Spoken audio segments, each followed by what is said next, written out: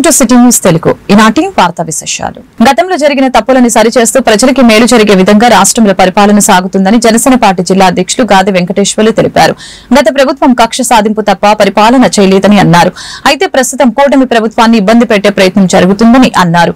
YCP నేతలు తప్పులపై police స్టేషన్లో ఫిర్యాదులు అందుతున్నాయని తెలిపారు. పోర్టుని లాగేసుకున్న విషయంలో జగన్ మీద కూడా కేసులు పెట్టాలని ఆయన డిమాండ్ చేశారు. ఇప్పటికైనా సిఐడి అధికారుల నిర్లక్ష్యం వీడాలని సూచించారు. అక్రమాలపై జనసేన నిరంతరం పోరాటాలు చేస్తుందని గాదె వెంకటేశ్వర్లు తెలిపారు.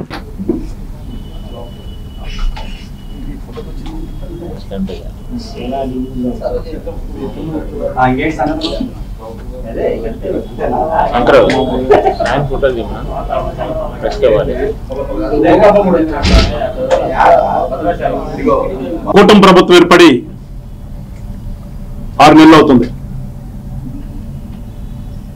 ఈ 6 నెలల నుంచి కూడా ఒక ఇబ్బందికరమైనటువంటి పరిస్థితుల్లో ఉన్నటువంటి రాష్ట్రాన్ని మళ్ళా ఏ రకంగా బాగు చేయాలి అనే ఒక ఆలోచనతో ప్రభుత్వం వెళ్తూ ఉంటే గతంలో పరిపాలించినటువంటి ఆ పెద్ద మనిషితో పాటు ఉన్నటువంటి మంది మావాదులంతా కూడా ఏదో ఒక రకంగా మళ్ళా ఈ కూటమి ప్రభుత్వాన్ని ఇబ్బందులు పెట్టాలి. ఇప్పుడు మనం పురాణాల్లో చూసినట్టుగా మంచి జరుగుతూ ఉంటే దాన్ని చెడగొడటానికి వచ్చినటువంటి సందర్భాలు చూస్తాం. ఋషులు యజ్ఞాలు చేస్తుంటే రాక్షసులు వచ్చి దాన్ని పాడు చేయటం. ఈ చందాన గతంలో నువ్వు ఏమైతే చేసావో అవి నచ్చక ప్రజలందరూ కూడా నువ్వు చేత్కరించుకుంటే ఇవాళ కూటమి ప్రభుత్వం వచ్చిన తర్వాత ఈ రాష్ట్రాన్ని అభివృద్ధి చేద్దాం, రాష్ట్రంలో ఉన్నటువంటి ప్రజలకి మంచి చేద్దాం, మరి ముఖ్యంగా యువతకి మంచి భవిష్యత్తు అందిద్దామనే ఒక ఆలోచనతో ముందుకెళ్తూ గతంలో జరిగినటువంటి తప్పిదాలన్నింటినీ సరి చేసుకుంటూ అడుగులేస్తున్న తరుణంలో ఒక్కొక్కటి బయటకు వస్తున్నాయి. అవేదో మీ మీద కక్ష సాధింపు కాదు. వాళ్ళకిలాగా గతంలో చూసాం, కేవలం కక్ష సాధింపు తప్పితే ఇంకొకటి చేద్దాము, రాష్ట్రానికి మంచి చేద్దాము ఆలోచన చేయనటువంటి వ్యక్తి పరిపాలనకి ఇప్పుడు మేము మంచి చేద్దాం అనుకుని వచ్చినప్పుడు జరుగుతున్నటువంటి పరిస్థితులకి ప్రజలందరూ కూడా గమనిస్తూ ఉన్నారు. కానీ తప్పులు ఎప్పుడు ఆగవు కదా. జరిగినటువంటి పరిణామాలు బయటకు వస్తూ ఉంటే వాటిని మేమేదో కావాలని చెప్పి చేస్తున్నామని చెప్పేసి నోరు బారేసుకుంటా మన గుంటూరులో చూస్తే గుంటూరు జిల్లాకి అధ్యక్షుడికి ఇచ్చారు పాప రాంబాబు గారికి. సత్యంపల్లి నువ్వు పనికి రావాలని చెప్పి సత్యంపల్లి తీసుకొచ్చి గుంటూరు జిల్లా అధ్యక్షుడు చేశారు.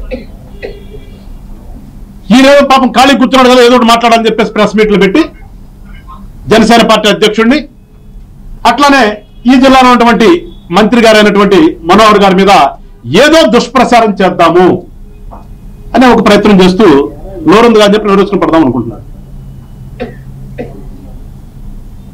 ఎందుకంటే నిజంగా తెలియనాడికైతే చెప్పొచ్చు. మనం తెలిసి మాట్లాడాలనుకున్న వాళ్ళకి ఏం చేయలేం కదా. దానితోడు పాపం గుండెల మీదనో జగన్మోహన్ రెడ్డి గారు బొమ్మ ఒకటి పెట్టుకుంటున్నాడు ఈ మధ్యన. అంత ముందు ఉందలేదు నాకు ఇది గమనించలేదు, కానీ గత కొంతకాలంగా చూస్తున్నాం గుండెల మీద చంద్రబాబు జగన్మోహన్ రెడ్డి గారు ఫోటో ఒకటి పెట్టుకుని వచ్చి కూర్చుని ఏదో పాపం ఒక ఋషి చెప్పినట్టుగా ఏదో దీర్ఘాలు తీస్తూ కానీ తెలుసుకోవాల్సింది ఏంటి రాంబాబు గారు, మీరు మేము ఏది కూడా ఇవాళ మీ మీద కోపంతోనో మీ మీద వ్యక్తిగతంగానో మీకులాగా మేము చేయట్లా. మేము ప్రజాస్వామ్యంలో ప్రజాస్వామ్యయుతంగా పరిపాలన చేస్తున్నాం. మీరు బుధలు చదువుకుంటే మేమేం చేస్తాం? ఎందుకంటే మీరు చేసినటువంటి పాపాలు కానీ మీరు చేసినటువంటి దుర్మార్గాన్ని కూడా వస్తున్నాయి. ఒక్కోదానికి పరిగెత్తుకుంటూ వస్తున్నాయి. అవి పరిగెత్తుకుంటూ వస్తున్నప్పుడు మేమేదో చేస్తున్నామనే ఫీలింగ్ లో మీరుంటే అది మీ దౌర్భాగ్యం. అంతకుమించి ఏంలే. మీరేదో పవన్ కళ్యాణ్ గారిని క్రిటిసైజ్ చేయాలి, మనోహర్ గారిని క్రిటిసైజ్ చేయాలనుకుంటే 33 సంవత్సరాలలో 170 మంది ఏసీసీ సిమెంట్ ఫ్యాక్టరీ కార్మికులు మరణించారని తాడేపల్లి సిపిఎం నాయకులు జొన్న శివశంకర్ పేర్కొన్నారు. న్యాయబద్దంగా కార్మికులు 450 కోట్ల రూపాయలు కోర్టు తీర్పు ప్రకారం యాజమాన్యం చెల్లించాలని తెలియజేశారు. ఈ మేరకు తాడేపల్లి మండలంలో ఏసీసీ సిమెంట్ ఫ్యాక్టరీ కార్మికులు చేపట్టిన నిరవధిక దీక్ష 38 రోజులకి చేరుకుంది. అలాగనే కార్యక్రమంలో మంగళగిరి నియోజకవర్గ సమన్వయకర్త దొంతిరెడ్డి వేమారెడ్డి, తాడేపల్లి సిపిఎం నాయకులు జొన్న శివశంకర్, పార్టీ నాయకులు, కార్యకర్తలు తదితరులు పాల్గొన్నారు. ఈ సందర్భంగా మంగళగిరి వైఎస్ఆర్సీపీ సమన్వయకర్త దొంతిరెడ్డి వేమారెడ్డి మాట్లాడారు. కార్మికులు గత 33 సంవత్సరాలుగా పోరాడుతున్న వారి సమస్యలకు ఎలాంటి పరిష్కారం లభించలేదని అన్నారు. కార్మికులకు వారి జీవితాన్ని ఫ్యాక్టరీ అభివృద్ధికి కృషి చేశారని, కార్మికులకు ఈ భూమితో సత్సంబంధాలు ఉన్నాయని తెలియజేశారు.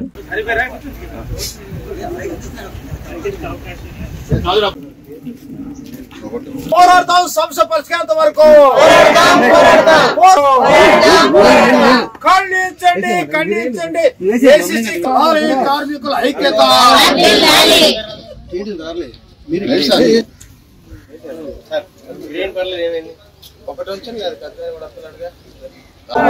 పోరాడతాం పోరాడతాం సమస్యల పరిష్కారం వరకు ఖండించండి ఖండించండి ఏసీసీ కార్మికుల గుడిసెల ప్రభుత్వం తొలగించడాన్ని ఖండించండి ఖండించాలు కార్మిక పోరాటాలు పోరాడదాం పోరాడదాం సమస్యల పరిష్కారం వరకు పోరాడదాం పోరాడదాం సమస్యల పరిష్కారం వరకు పోరాడదాం పోరాడదాం సమస్యల కార్మికుల ఐక్యత పోరాడదాం పోరాడదాం సమస్యల పరిష్కారం వరకు పోరాడదాం పోరాడతాం సమస్యల పరిష్కారం వరకు వర్ధిల్లాలి కార్మికుల పోరాటం ఇంకోటి మీకు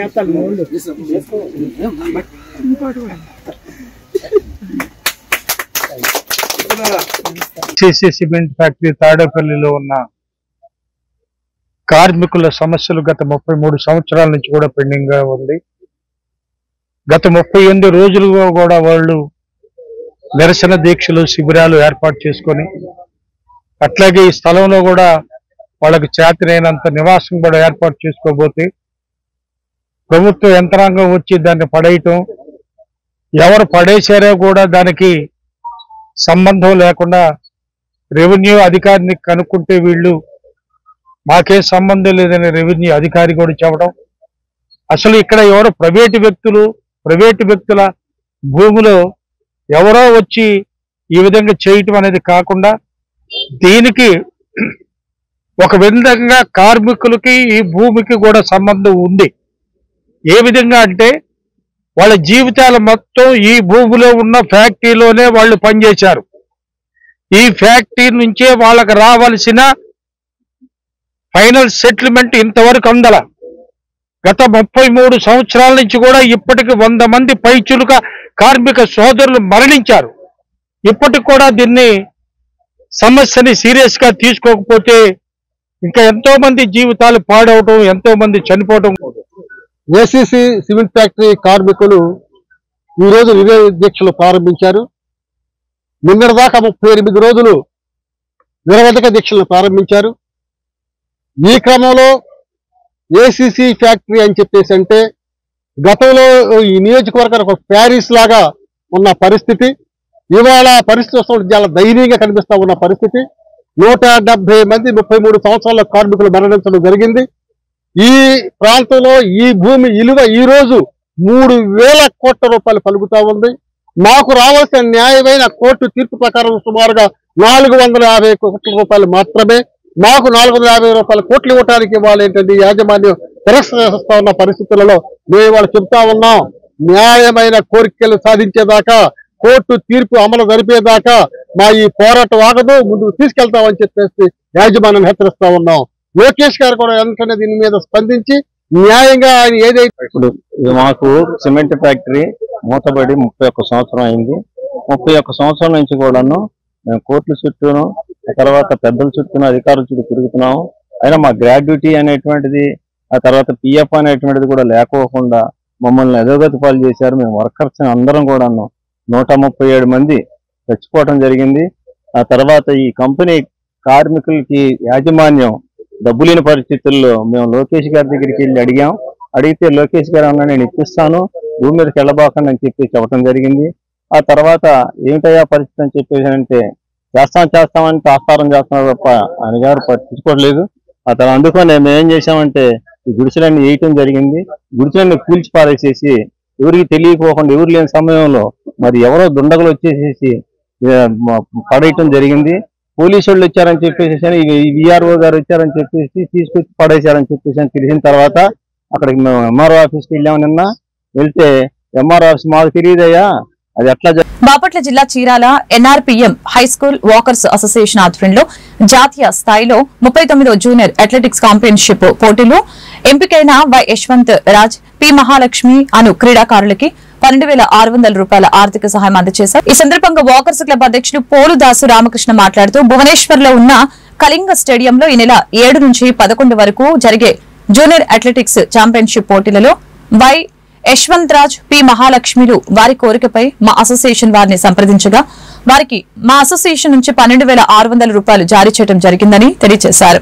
కార్యక్రమంలో కోచ్ పులుగు ధనుంజయ రెడ్డి, చారుగుల్లా గురుప్రసాద్, గోడవర్తి సుధాకర్ రావు, బలివేటి మురళీకృష్ణ తదితరులు పాల్గొన్నారు. చీరాల ఎన్ఆర్ఎన్పిఎం వాకర్స్ అసోసియేషన్ ఆధ్వర్యంలో కలకట్టాలో జరుగుతున్న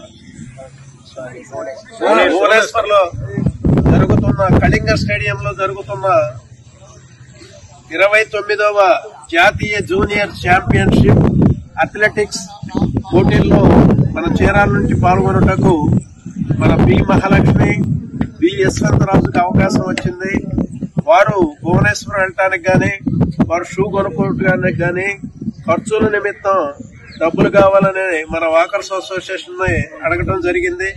ఈ రోజు వారికి మన వాకర్స్ అసోసియేషన్ ఆధ్వర్యంలో 12,600 రూపాయలు సభ్యుల సహకారంతో ఇవ్వటం జరుగుతుంది.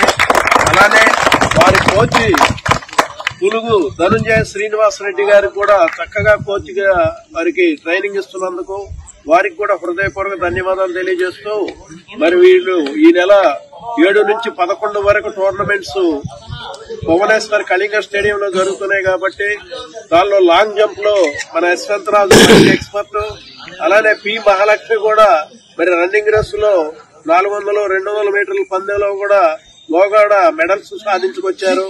వారు మరలా మెడల్స్ సాధించుకొని వచ్చి మన వాకర్స్ అసోసియేషన్ సభ్యులను కలిస్తే వారికి చిరు సత్కారం కూడా చేయడం జరుగుతుంది. కాబట్టి మనం సహకరించిన మిత్రులందరికీ హృదయపూర్వక ధన్యవాదాలు తెలియజేస్తూ సెలవు తీసుకుంటున్నాం.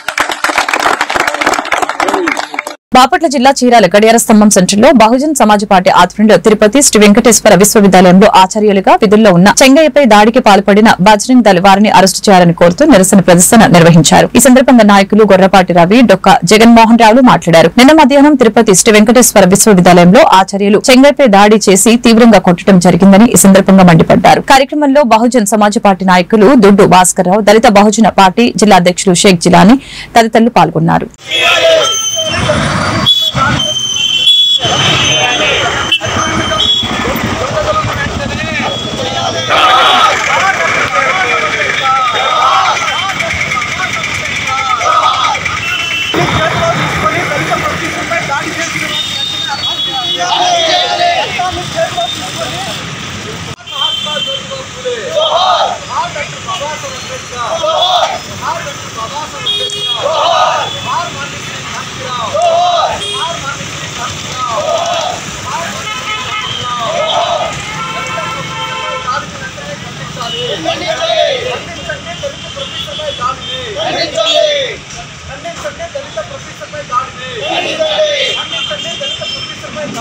పార్టీ రాష్ట్ర కార్యదర్శిని.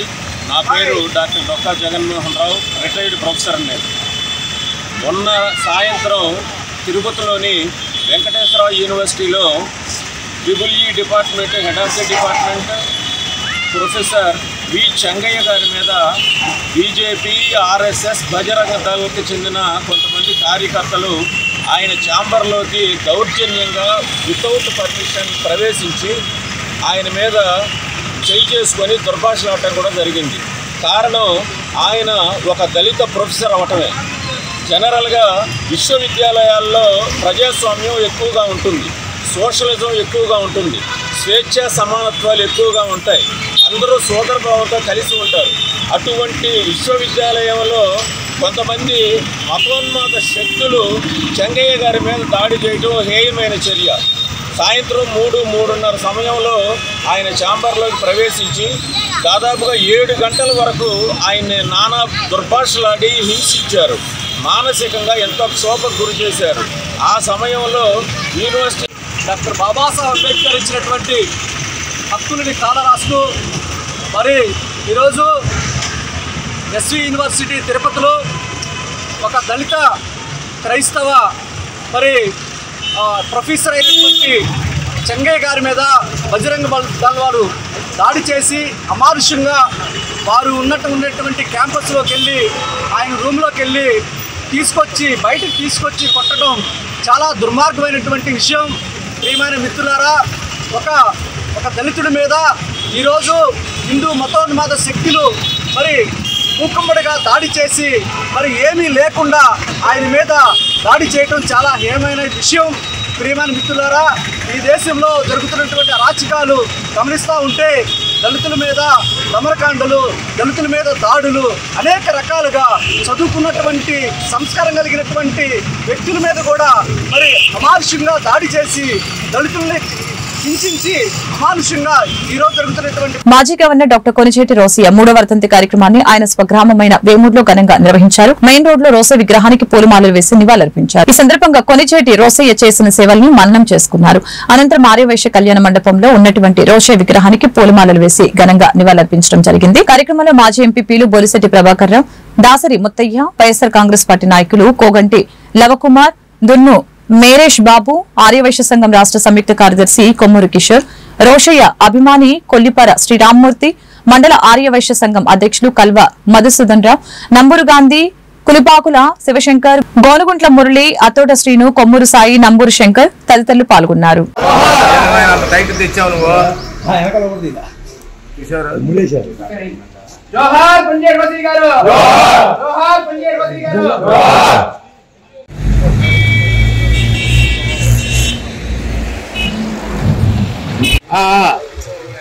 మధుబాబు గారు అదే ఆయన మనం పెట్టాలి.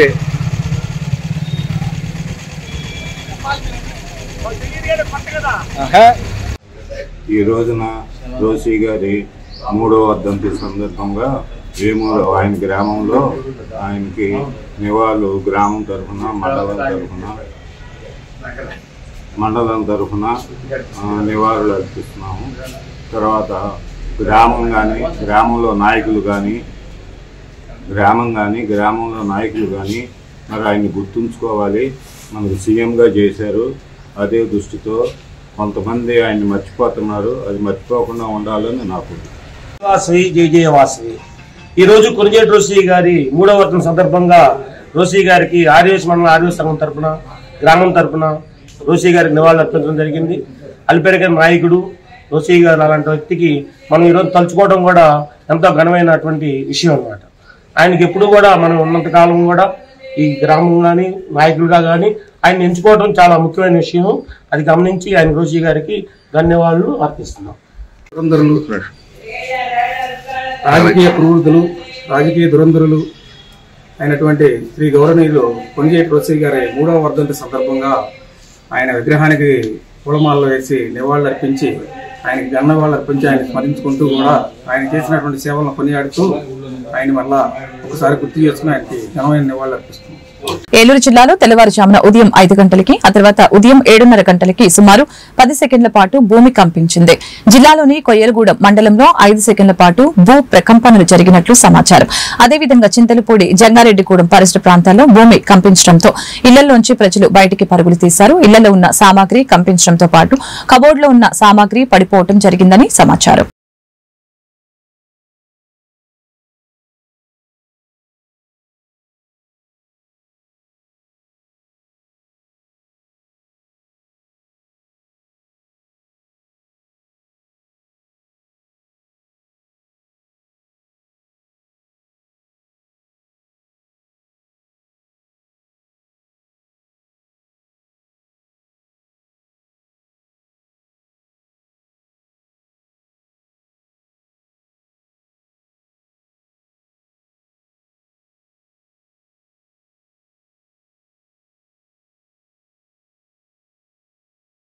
పోలవరం నియోజకవర్గం కొయ్యలగూడెంలో ఒక పాత్రికేయుడిపై జరిగిన దాడిని పోలవరం ఎమ్మెల్యే చిరి బాలరాజు ఖండించారు.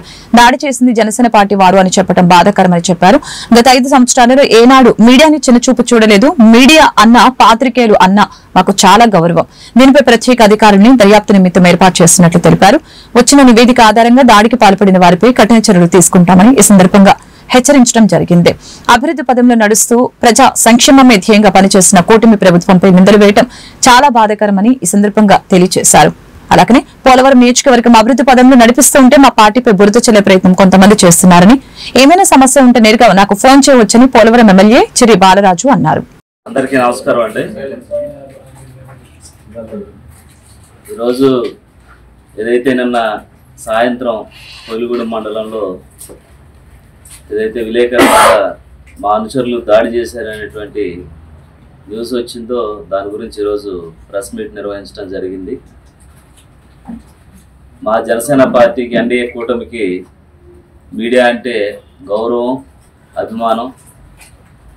ఎప్పుడు కూడా గత 5 ఏళ్ల ప్రతిపక్షంలో కూడా ఏ రోజు మీడియాని తోలనాడటం కానీ, అలాగే వేరే విధంగా మాట్లాడడం కానీ ఏ రోజు కూడా మా ఎన్డీఏ కూటమి చేయదు కూడా. ఈరోజు ఏదైతే తప్పుడు ప్రచారాలు చేస్తూ ఈరోజు ఇలాగా మా మీద, ఎన్డీఏ కూటమి మీద బురజల్లేటువంటి కార్యక్రమం చేస్తున్నారు. వీటిని మేము చాలా గట్టిగా, తీవ్రంగా ఖండిస్తున్నాం. ఏదైతే నిన్న జరిగినటువంటి సంఘటన ఉందో దీని మీద ప్రత్యేకమైనటువంటి అధికారులు నియమించి, డిఎస్పీ గారు నియమించి రాత్రి జరిగిన సంఘటనని తక్షణమే ఈరోజు రేపట్లో స్పెషల్ ఆఫీసర్ నియమించి దీనికి ఏదైతే విలేకరు మీద జరిగినటువంటి దాడి ఎవరైతే చేశారో, ఎందుకు చేశారో, ఎందుకు చేయవలసి వచ్చిందో ఇవన్నీ కూడా ఈరోజు కానీ రేపు కానీ ఈ రిపోర్ట్స్ రావడం జరుగుతుంది. వచ్చిన వెంటనే ఎవరైనా సరే ఇలాంటి సంఘటనలు మళ్ళీ జరగకోకుండా, ఎవరైతే ఇలాంటి పనులు చేసినటువంటి వారు ఉన్నారో వారిని తప్పకుండా శిక్షించేటువంటి కార్యక్రమం ఎన్డీఏ కూటమి తీసుకుంటుంది. అలాగే ఈరోజు ఎన్డీఏ కూటమి ఈరోజు అభివృద్ధి పదంలోకి ముందుకు దూసుకుపోతుంది. నియోజకవర్గంలో అనేకమైన అభివృద్ధి కార్యక్రమాలు చేసుకుంటూ ముందుకు వెళ్తున్నాం. ఈ వెళ్ళేటువంటి క్రమంలో ఎన్డీఏ కూటమి మీద బురజల్లేటువంటి కార్యక్రమాలు చేస్తున్నారు. ఇవన్నీ కూడా ప్రజలు నమ్మేటువంటి స్థితిలో లేరు.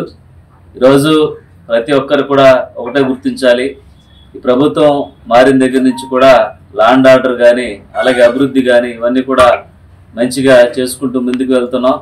అలాగే ఎప్పుడు కూడా ఇలాంటి సంఘటనలు మన ఏరియాలో జరగలేదు. ఎందుకంటే ఇది ఈ కల్చర్ అసలు రానివ్వకూడదు. వచ్చినా కూడా దీన్ని మేము సమర్థించాం. దీని మీద స్పెషల్ ఆఫీసర్ని కూడా నియమించాం. ఇమీడియట్లీగా ఈరోజు కానీ రేపు కానీ దీని మీద రిపోర్ట్ వస్తే ఎవరైతే చేశారో వారి మీద, తప్పు చేసిన వాళ్ళని ఎప్పుడు కూడా వదిలే పరిస్థితి మా ఎన్డీఏలో కూటమిలో ఉండదు.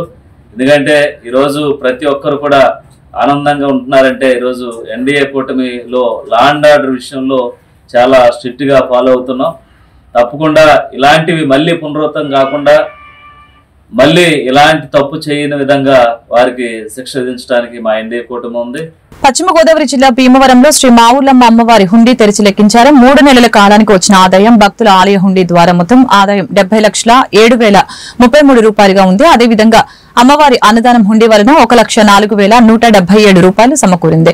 మొత్తం శ్రీ అమ్మవారి ఆదాయం 71,11,207 రూపాయలు.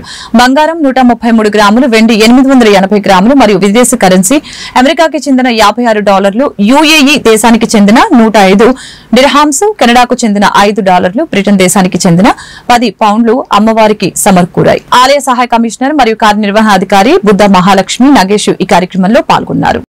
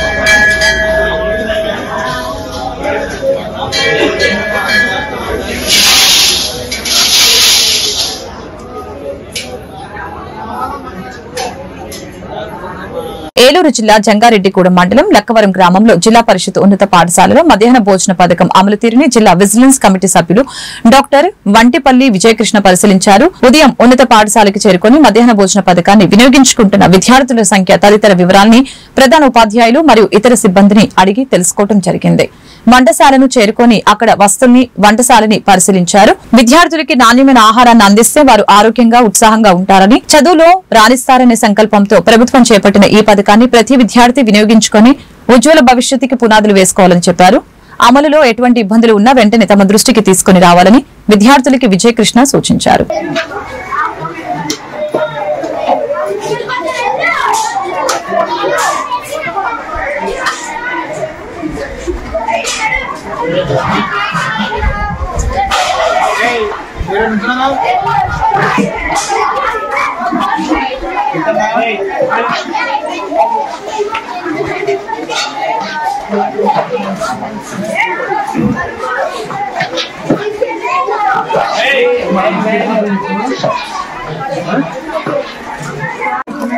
నిజంగా రామయ్య రకంగా దాన్ని మార్పు నేను సరిగ్గా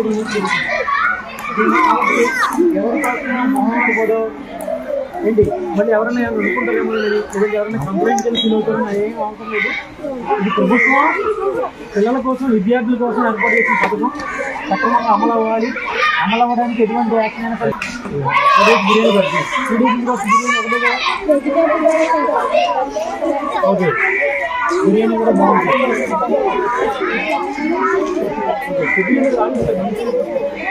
ఓకే నేను చదివాను కానీ మీకు నచ్చట్ల ఫుడ్ ఇంకా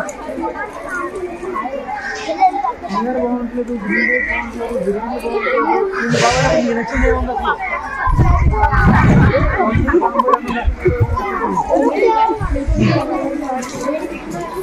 చెప్పండి మేడం.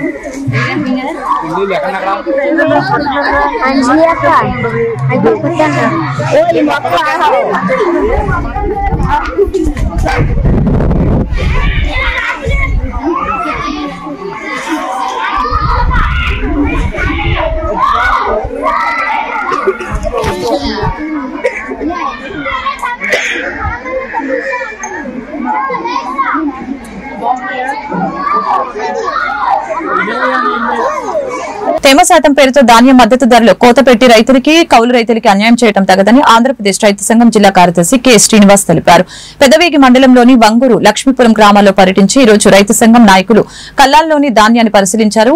తేమ శాతం లెక్కింపులు జరుగుతున్న మోసాల పట్ల నిరసన వ్యక్తం చేశారు. ఈ సందర్భంగా కె శ్రీనివాస్ మాట్లాడారు. రైతు సేవ కేంద్రంలో లెక్కించిన తేమ శాతానికి భిన్నంగా రైసు మిల్లులో అధిక తేమ శాతం చూసి అన్నదాతల్ని ఇబ్బందులకు గురి చేయడం తగదని చెప్పారు. 40 కేజీలు అంటే ఇప్పుడు 2.5 కేజీలు తగ్గిస్తున్నారు. 2.5 కేజీలు అంటే వాళ్ళు చెప్పిన దాని ప్రకారం 23 12 రూపాయలు అంటే 35 60 రూపాయలు కటింగ్ అంతేనా? అలాగే ఉండదా? అసలు ఎవరు వెళ్ళలేదా? ఇల్లు రారుగండి మరి ఎక్కడికి? సరే ఇప్పుడు మనకి 75 కేజీల బస్తాకి 1750 రావాలండి. 1750 ఎంత కటింగ్ అంటున్నారు? సార కేజీ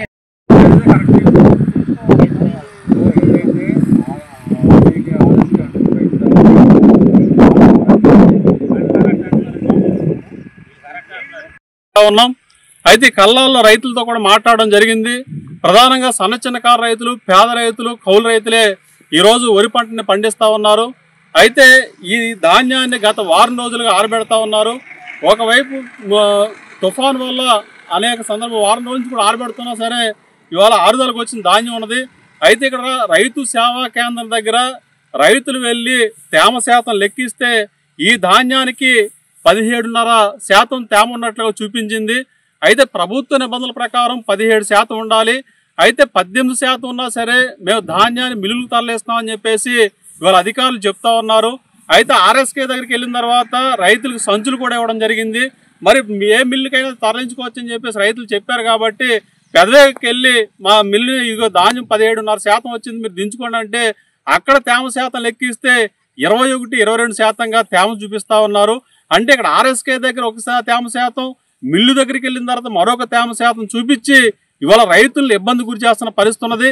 అంటే ఆర్ఎస్కే దగ్గర వచ్చిన తేమ శాతం కంటే మిల్లు దగ్గర ఎక్కువ తేమ శాతం వస్తూ ఉన్నది. గతంలో కూడా మేము రైతు సంఘంగా వినతిపత్రం ఇచ్చిన సందర్భాల్లో ఏ ఆర్ఎస్కే దగ్గర ఏ తేమ శాతం మిషన్ అయితే ఉన్నదో అదే మిషన్ని ఇవాళ మిల్లు దగ్గర కూడా మేము ఏర్పాటు చేస్తాము. కాబట్టి ఆర్ఎస్కేలో ఇచ్చిన తేమ శాతం ఆధారంగా మిల్లుల్లో ధాన్యాన్ని దింపుకోవటం అని చెప్పారు. సంచులు ఇచ్చినా సరే ఇవాళ మిల్లుల దగ్గరికి వెళ్ళిన తర్వాత తేమ శాతం ఎక్కువ చూపించి రైతుల్ని దోపిడీ చేయడం చాలా దుర్మార్గం అని చెప్పేసి మేము భావిస్తా ఉన్నాం. ఇవాళ పేద రైతులు, కౌలు రైతులు ఇవాళ వరి పండిస్తూ ఉన్నారు. మరి అట్లాంటి రైతులకు అన్యాయం చేయడం తగదు. ఒకవైపేమో వాతావరణంలో చాలా మార్పులు వస్తూ ఉన్నాయి, తుఫాన్లు చెప్తా ఉన్నారు, రైతుల గుండెల్లో రైళ్లు పరిగెడతా ఉన్నాయి. ఈ కల్లాల్లో ఉన్న ధాన్యం వెళ్ళిపోతే కనుక రైతు మరో పంట వేసుకోవడానికి అవకాశం ఉన్నది. మరి వారం 10 రోజుల నుంచి ధాన్యం ఆరబెట్టాల్సిన పరిస్థితి వస్తూ ఉన్నది. మరి వర్షం వస్తే ఈ ధాన్యాన్ని కాపాడుకోలేక, రక్షించుకోలేక ఇవాళ ఇక్కడే కల్లాల దగ్గరే పడుగాపులు పడి అన్నదాతలు అవస్థ పడుతున్నారు. కేంద్రంకి వెళ్తే 17 చూపిస్తుందండి. సర్వేయి రైస్ మిల్ దగ్గరికి వెళ్తే 21% చూపించింది. నేను వెళ్ళే విధానం కొంచెం తొందరగా. ఏలూరు నగరంలోని శనివారపుపేటలో ఈ రోజు నూతన మందిర ప్రవేశం, ఆరాధన పండుగలు ఘనంగా జరిగాయి. రెవరెండ్ ఫాదర్ జయసింగ్ కోటి ఆధ్వర్యంలో చర్చి ప్రారంభోత్సవ వేడుకలు ఘనంగా నిర్వహించడం జరిగింది. ఈ సందర్భంగా మందిర వ్యవస్థాపకులు, నిర్వాహకులు రెవరెండ్ ఫాదర్ జయసింగ్ కోటి విలేకరులతో మాట్లాడారు. నూతన మందిర ప్రారంభోత్సవానికి విచ్చేసిన ప్రతి ఒక్క సంఘీయులకి, పాస్టర్లకి, బ్రదర్స్ కి ప్రత్యేక ధన్యవాదాలని తెలియజేశారు. ఈ సందర్భంగా మాట్లాడుతూ దేవుని సన్నిధిలోని సంఘీయులకు శాంతి సౌభాగ్యాలు అందుతాయని తెలియజేశారు.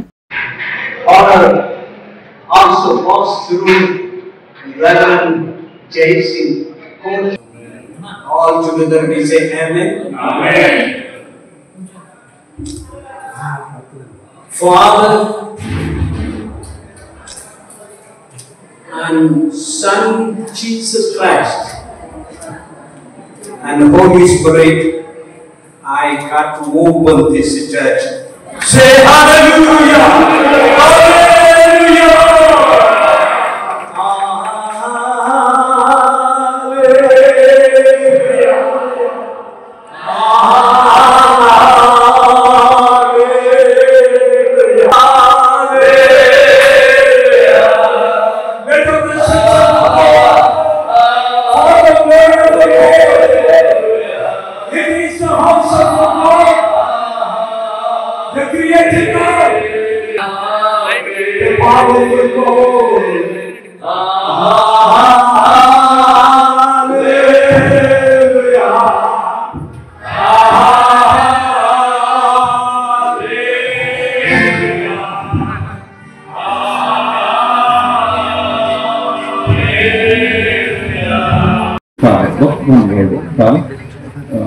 our people who అలాగే తండ్రి గారు అమ్మ జయలక్ష్మి గారు, these are the slab cement slab.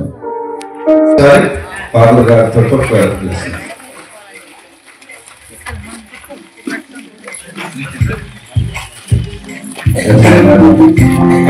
నిర్మాణం కొరకు మనం మరి కుటుంబాన్ని దేవుడు ప్రత్యేకంగా దీవించాలని ప్రార్థిస్తాం. God bless you, the Father, the Son, and the Holy Spirit. Amen.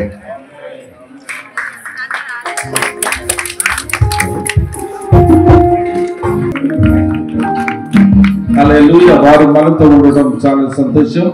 అలాగే పేపర్లో ప్రకటించిన రీతిగా I call upon Reverend Larman to please come.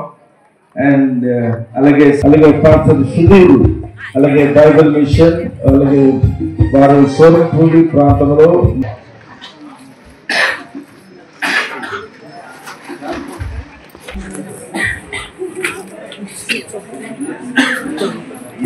చెల్లిస్తూ పాడదాం. కొద్దిసేపు అందరి నుంచి ఉందాం. హల్లెలూయా హల్లెలూయా. స్తోత్రం స్తోత్రం స్తోత్రం స్తోత్రం. ప్రతి ఒక్క స్వరాన్ని స్తోత్రం చేద్దాం. నీకు మాకు ప్రభావం దేవా, మాకు అన్నిటికీ ప్రభావం దేవా, ప్రతి ఒక్కరి సమకూర్చిన విధానం తీర్చిన వారు ప్రభావం దేవా. హల్లెలూయా హల్లెలూయా హల్లెలూయా హల్లెలూయా. స్తోత్రం స్తోత్రం స్తోత్రం స్తోత్రం. హల్లెలూయా. not people చెప్పడానికి కాదు, from life towards only మన కొరకు కేటాయించి చెల్లాయించి మన కొరకు వచ్చినాడు. Thank God. దేవుని నామానికి స్తోత్రం. సంఘస్థులందరికీ వందనాలు. ఇక్కడ చిన్నప్పటి నుంచి నేను ఒక 7th క్లాస్ నుంచి చర్చ్ వచ్చాను. ఇక్కడ చర్చ్ శనివారంపేటలో గత లాస్ట్ 33 సంవత్సరాల నుంచి ఇక్కడ పరిచర్య చేస్తున్నాం. అలాగే బెంగళూరులో కాస్త హైయర్ ఎడ్యుకేషన్ కూడా చేసి ఈ స్థలానికి రావడానికి దేవుడికి వందనాలు. అలాగే ఈ రోజున ఇంకా నూతనమైన మందిరాన్ని అలాగే స్థాపించడానికి దేవుడు అవకాశం ఇచ్చారు. అలాగే ఈ మందిరం అనేక మందికి దీవెనకరంగా ఉండాలని మేము ప్రభు గారిన కోరుతూ ఉన్నాం. అలాగే ఈ కార్యక్రమాన్ని వీక్షించిన మీ అందరికీ కూడా ప్రభు యేసు నామములో నేను వారికి నా వందనాలు తెలుసుకున్నాను.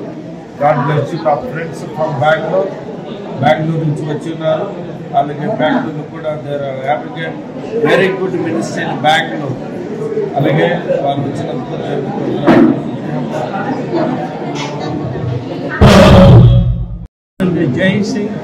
రెవరెండ్ జేసీ గారితో ఉండటం చాలా ఆనందకరం. After a long time in hard work, అలాగే చాలా సంవత్సరాల తర్వాత చాలా కష్టపడి పనిచేశారు. he has built this building for the glory of the Lord. దేవుని నామ మహిమార్థమై విలువైన మందిరాన్ని I appreciate the qualification and the pastors of family. అలాగే సంఘ కాపరి యొక్క కుటుంబాన్ని సంఘాన్ని మేము ప్రార్థన దీవిస్తున్నాం. Long time and the years, these people here, they serve for the people without any difference. అలాగే ఏ విధమైన భేదాలు లేకుండా ఇరువురు కూడా మొదట్లో బెంగళూరులో ఏ విధమైన ప్రేమ కలిగి ఉన్నాం అదే ప్రేమను ఇప్పుడు కూడా కలిగి ఉన్నాం. వారు మనకు పొందడాలు. In this society, in this location, this family has served for the Lord's love of Jesus. యేసు యొక్క ప్రేమను బట్టి ఇరువురు కూడా ఇంతకాలం జీవించి ప్రభు యొక్క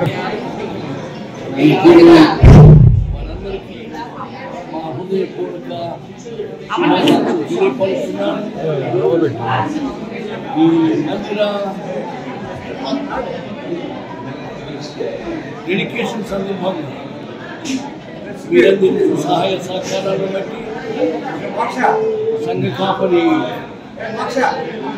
వారి ఇచ్చిన ప్రోత్సాహాన్ని బట్టి మీ అందరికీ శుభాకాంక్షలు తెలియపడుతున్నాను. మీ టీవీ ప్రార్థన చేస్తాము. 2022 డిసెంబర్ 25న టీడీపీ మాజీ ఎమ్మెల్యే రావి వెంకటేశ్వర వస్త్ర దుకాణంపై పెట్రోల్ ప్యాకెట్స్ తో దాడి చేసిన 9 మంది వైసీపీ యువ నేతల్ని అరెస్టు చేసి నందివాడ పోలీస్ స్టేషన్ కి తరలించారు. వారిపై 143, 144, 145, 188, 427, 506, రెడ్ విత్ 149 బిఎన్ఎస్ సెక్షన్ల కింద అరెస్టు చేసి కేసులు నమోదు చేయడం జరిగింది. ఈ సందర్భంగా నందివాడ పోలీస్ స్టేషన్ కి కృష్ణా జిల్లా వైఎస్ఆర్సీపీ ఉపాధ్యక్షులు మండలి హనుమంతరావు స్టేషన్ కి వచ్చి మీడియాతో మాట్లాడారు. రాష్ట్రంలో కూటమి ప్రభుత్వం వినూత్నమైన పరిపాలన సాగిస్తుందని, సూపర్ 6 పథకాలు అమలు చేయలేక 2 వర్గాల మధ్య జరిగిన ఘర్షణల్ని అడ్డుపెట్టుకుని కేసులు పెడుతున్నారని, నాన్ బెయిలబుల్ కేసులు పెట్టి కార్యకర్తల్ని అరెస్టులతో భయపడుతున్నారని, ఇది మంచి పద్ధతి కాదని దురదృష్టకరమని అన్నారు.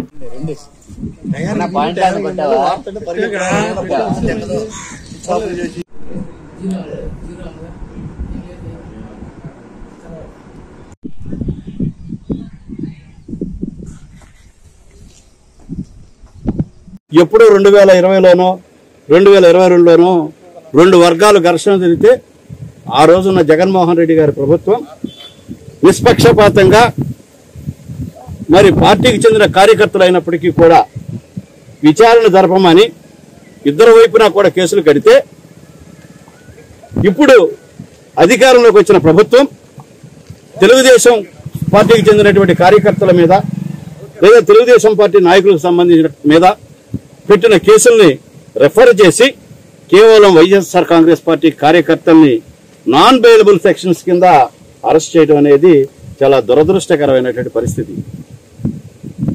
ఈ రాష్ట్రంలో ఎవరు కూడా ప్రభుత్వం చేస్తున్నటువంటి అక్రమాలు కానీ ప్రభుత్వం అమలు చేయలేనటువంటి పథకాల గురించి కానీ ఎవరు ప్రశ్నించకుండా ఉండాలనే ఉద్దేశంతో క్యాడర్ను భయపెట్టాలి, పోలీస్ కేసుల ద్వారా వీళ్ళ ఇబ్బంది పెట్టాలని చెప్పి ప్రయత్నం చేస్తున్నప్పటికీ కూడా వైఎస్ఆర్ పార్టీకి చెందినటువంటి క్యాడర్ ఎవరు కూడా భయపడకుండా మరి ఈ రోజుకి అనేక రకమైన అరెస్టులు, ఒక అరెస్టు చేస్తే అదే అన్ని స్టేషన్లకు తీసుకెళ్లి అన్ని స్టేషన్లోనే ఎఫ్ఐఆర్ కట్టి సిరీస్ ఆఫ్ క్రైమ్స్ చూపించి అది ఆర్గనైజ్డ్ క్రైమ్ గా చూపించి బెయిల్ రాకుండా అడ్డుకోవడానికి చేసే ప్రయత్నం. నిన్న మా state legal secretary Shri Sudhakar Reddy గారు చాలా స్పష్టంగా చెప్పారు, ఏదైతే బిఎన్ఎస్ఎస్ యాక్ట్ లో 111 ఉందో ఆ 111 అనేది 2 గ్రూపుల మధ్యన జరిగిన సంఘటన. అది 2 గ్రూపుల మీద జరిగితే మా ప్రభుత్వం పక్షపాత ప్రభుత్వం అయి ఉంటే ఆ రోజు మేము కేసు కట్టేవాళ్ళం కాదు, కేసు రెఫర్ చేయించుకునేవాళ్ళం కట్టిన. కానీ న్యాయం న్యాయంగా జరగాలి, చట్టం చట్టంగా అమలు జరగాలని పోలీస్ ఇన్వెస్టిగేషన్ లో నిజాలు తేల్చమని మా మీద, అట్లాగే మా మీద అంటే మా పార్టీ కార్యకర్తల మీద, అదేవిధంగా దాడికి ఉసికొల్పిన ప్రోత్సహించిన అటే పార్టీకి చెందిన వ్యక్తుల మీద కూడా కేసు నమోదు చేయడం జరిగింది.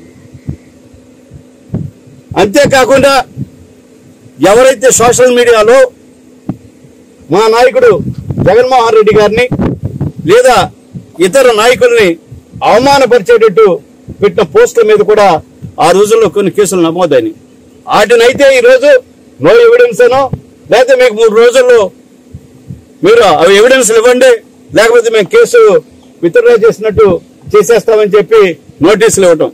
ఒకవేళ నోటీసు ఇవ్వకపోయినా ఏదో ఇచ్చినట్టు రాసుకుని చేయటం చేస్తున్నారు. అంటే చట్టాన్ని అతిక్రమించి చట్టం. ఈ వార్తలు ఇంతటితో సమాప్తం. మరొక బులెటిన్ మళ్ళీ కలుద్దాం. నమస్కారం.